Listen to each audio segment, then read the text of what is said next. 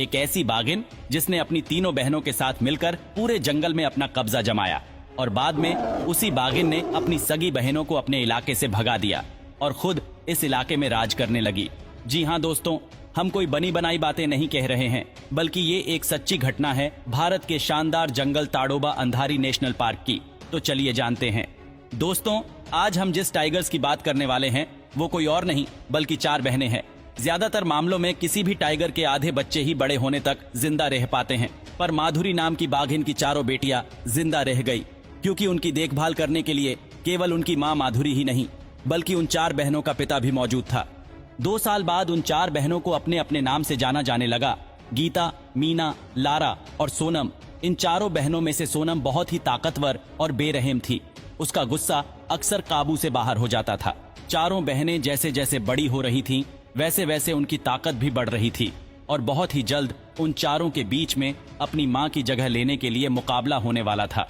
क्योंकि ये टाइगर का नियम है, ये चारों बहनें जिस इलाके में रहती थी वो इलाका तेलिया लेक के नाम से जाना जाता था।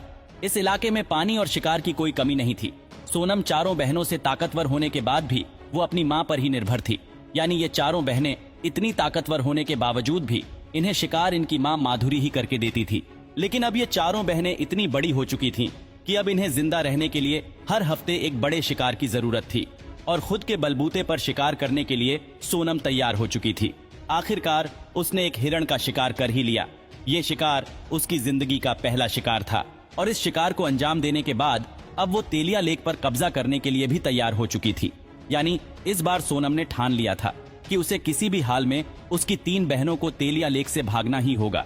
इसके लिए सोनम ने एक एक करके अपने तीनों बहनों को भगा दिया। सोनम ने वही किया जो कोई भी टाइगर या टाइगर्स करती है। उसने अपनी फितरत के मुताबिक काम किया और अब उसे जंगल के सबसे अच्छे इलाके पर राज करने का मौका मिल चुका था।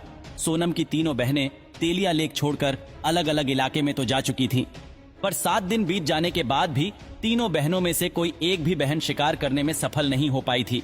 यहाँ तक कि तेलिया लेक में शिकार की भरमार होने के बावजूद भी सोनम भी 7 दिन में एक बार भी शिकार नहीं कर पाई। इसी बीच चारों बहनों में से एक बहन लारा को आत्मविश्वास आ चुका था और वो उसी अपने पुराने इलाके यानी तेलिया लेक तरफ निकल चुकी और अब वो सोनम से लड़ना चाहती थी।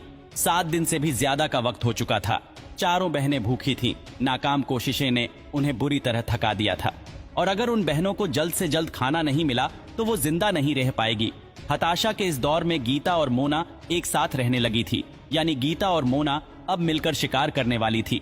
टाइगर के बीच ऐसा व्यवहार का देखा जाना बेहद दुर्लभ था, लेकिन उन्हें किसी भी हाल में शिकार चाहिए था और उसके बाद गीता और मोना भी शिकार करने के लिए तेलिया लेक में अपने कदम रख चुकी थी।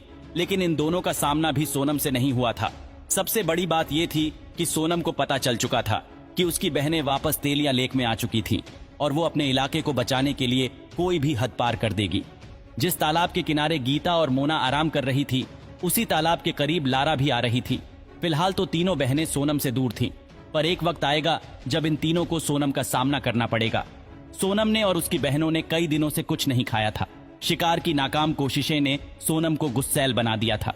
तीनों बहनें सोनम की गंध के जरिए उसके करीब आ रही थी और आखिर में सोनम ने छोटे मोटे जानवरों को छोड़कर सीधे एक विशालकाय नरघोर को अपना शिकार बनाना चाहा। पर एक नरघोर का शिकार करने का सीधा मतलब था कि खुद की जान भी जोखिम में डालना।